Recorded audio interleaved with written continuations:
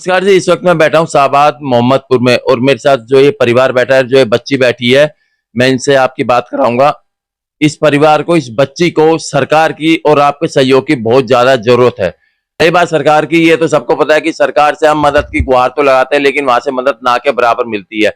लेकिन क्योंकि ये बिजवासन विधानसभा है, इसलिए मैं इस विधानसभा के लोगों को, जिनको मैं पर्सनली जानता हूं, उनसे भी अपील करूंगा और पूरी बिजवासन विधानसभा में जितने भी लोग हैं, पाला विधानसभा में जितने भी लोग हैं, जिनसे जो बन सकता हो वह इस परिवार की, इस बच्ची की मदद करें।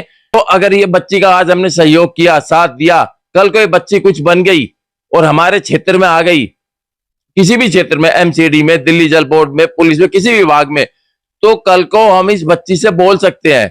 मुझे सहयोग की तो क्या मतलब, जैसे मेरे को लॉ करना है तो मैं बस गवर्नमेंट से ये बोलना चाहूंगी कि कुछ जैसे डीयू होता है उससे हमें गवर्नमेंट कॉलेजेस मिलते हैं, तो उसकी भी जो फीस है वो इतनी ज्यादा है कि एक मिडिल क्लास बच्चा सपना भी नहीं देख सकता उन कॉलेजेस में जाने का।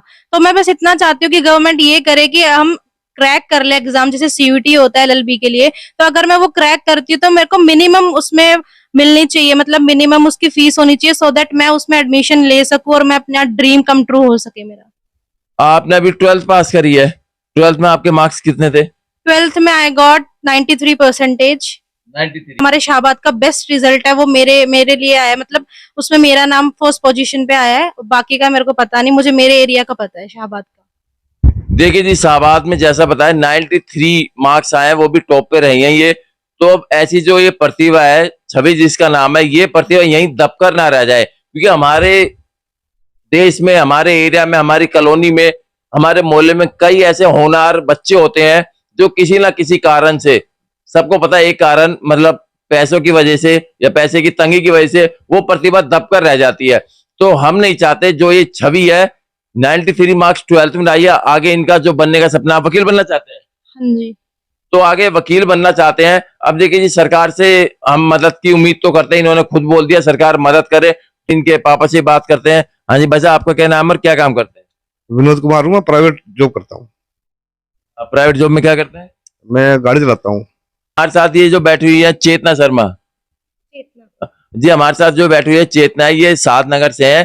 तो ये इन्होंने वकालत की हुई है, इनसे भी बात करते हैं, इनसे भी पूछते हैं। हाँ चेतना जी बताइए। मेरा नाम एडवोकेट चेतना है। रिसेंटली मैं एनरोल्ड हुई हूँ। तो लॉ एक बेस्ट अपॉर्चुनिटी है बच्चों के लिए। ठीक है, इसमें क्या है, आगे फील्ड में जाने के लिए लॉ में ज्यादा प्रैक्टिसिंग लॉयर के पास जाना पड़ता है, तो उसमें ज्यादा अफोर्डेबल नहीं हो पाता। जो सीनियर्स होते हैं वो ज्यादा मतलब पे नहीं करते हैं, तो ऐसी ऐसी प्रॉब्लम्स देखने को मिलती है। तो गवर्नमेंट को ये चीजें भी देखनी चाहिए कि जो बच्चे अभी लॉ कर रहे हैं उनको क्या प्रॉब्लम्स फेस करनी पड़ती है, तो उसके लिए भी कोई सॉल्यूशन निकाला जाए। मम्मी से ही बात करते हैं। हाँ जी। मैं तो यही अपील करूंगी गवर्नमेंट से कि जो बच्चे आगे बढ़ना चाहते हैं उनको फुल सपोर्ट मिले गवर्नमेंट से, और किसी भी चीज में पीछे ना रहे बच्चे। आगे बढ़ने की उम्मीद करते हैं हम लोग, हम बहुत गरीब घर से हैं और उम्मीद करेंगे गवर्नमेंट से कि हमारे बच्चों को क्या नाम है आगे की सुविधा दी जाए। उम्मीद करता हूँ कि सरकार मदद करे इस परिवार की। और ये छवि जो बच्ची आगे बढ़ना चाहती है, 93 मार्क्स लाई है। 93 मार्क्स लाना वो भी पूरे बिजवासन विधानसभा में, जो कि हाईएस्ट है, जो इन्होंने खुद बताया। तो अब जब 93 मार्क्स लाए, इसका मतलब इस लड़की में कैलिबर है, पोटेंशियल है आगे बढ़ने की, और ये कुछ करना चाहती है।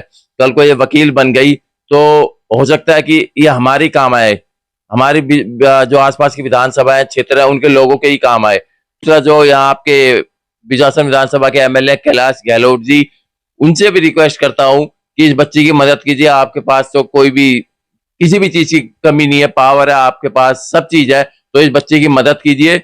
और समय इस बच्ची को जो मदद की जरूरत है वो अगर दी जाएगी, ये बच्ची आगे चलकर बिजासन विधानसभा का, शाहबाद मोहम्मदपुर का नाम रोशन करेगी। क्या सरकार इसकी मदद करे?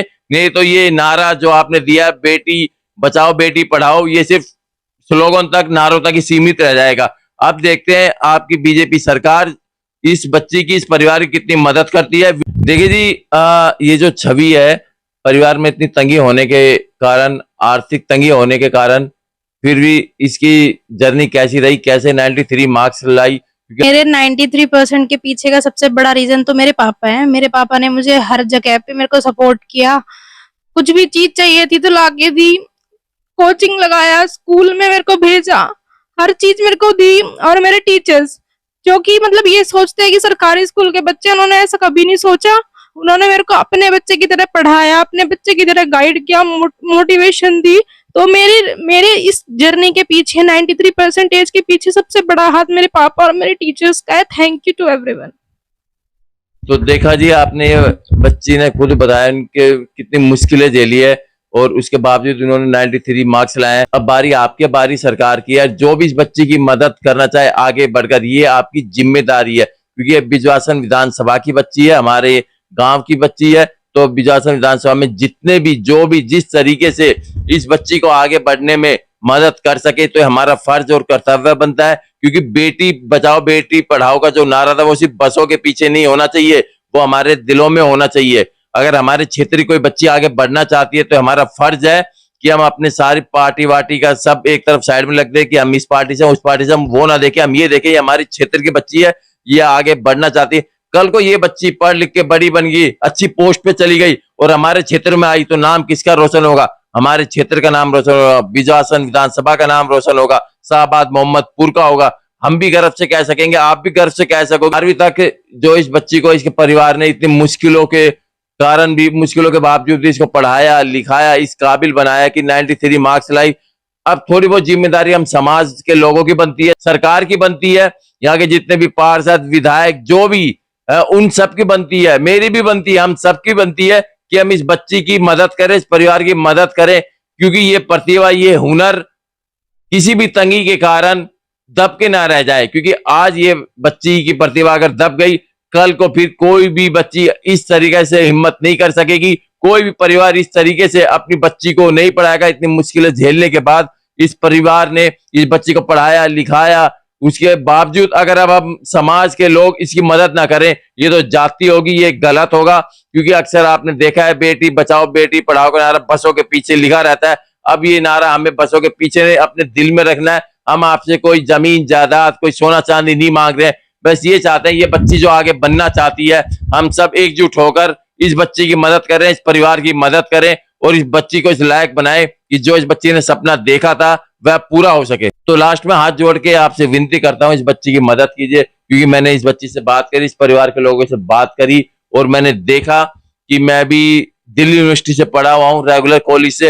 इस बच्ची में बहुत कैलिबर है, पोटेंशियल है, ये बच्ची आगे दूर तक जा सकती है। हमारे बिजवासन विधानसभा, पालम, गांव कौन सा है, शाहबाद मोहम्मदपुर, सबका नाम रोशन कर सकती है और आगे फ्यूचर में चल के ये हमारे ही काम आएगी। इसलिए ये हमारा फर्ज बनता है, हमारा दायित्व बनता है, हमारा कर्तव्य है, हम इस बच्ची की जिस तरीके से हो सके मदद करें। और साथ ही साथ सरकार से भी मैं गुजारिश करता हूं, हमारी दिल्ली की मुख्यमंत्री सीएम है रेखा गुप्ता, जो एक खुद औरत है और जो औरतों के उत्थान के लिए इतनी बातें करते हैं, महिला सशक्तिकरण की बातें करती है, बेटी बचाओ बेटी पढ़ाओ इन्हीं की पार्टी का नारा है। तो मैं भी चाहूंगा एक बार सीएम रेखा गुप्ता या उनके जो भी करीबी मंत्री हैं वह इस बच्ची की तरफ ध्यान दें और जितनी मदद हो सके इस बच्ची को आगे बढ़ने में मदद करें। धन्यवाद।